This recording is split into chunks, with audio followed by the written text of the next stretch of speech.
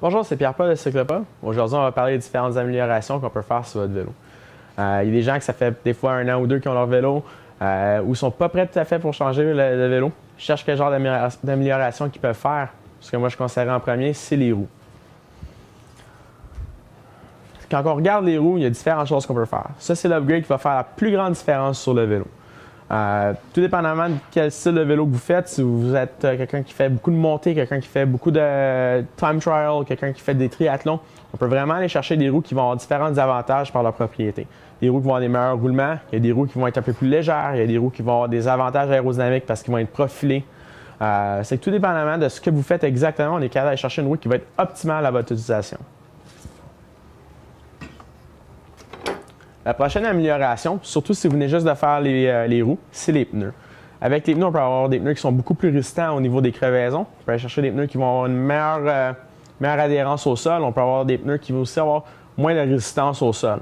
Encore là, même principe que les roues, tout dépendamment de ce que vous cherchez exactement. On est capable d'aller chercher vraiment un pneu qui va correspondre à vos besoins.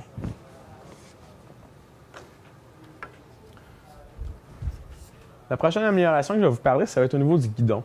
On peut aller chercher beaucoup de confort au niveau du guidon, surtout si vous trouvez que le vélo n'est pas tout à fait confortable. Des fois, si vous changez de guidon, je prends un guidon en carbone. Les gens qui ont un corps en carbone vont déjà connaître les bienfaits du guidon en carbone. Ça va absorber beaucoup des vibrations.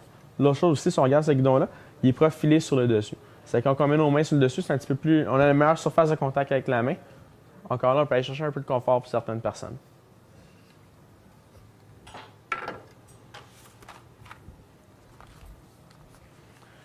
Quand vous amenez votre vélo pour sa mise au point, c'est une bonne idée de regarder les câbles. Des fois, il y a des manufacturiers qui, à l'origine, ne vont pas nécessairement mettre tout le temps les meilleurs câbles qui sont sur le marché.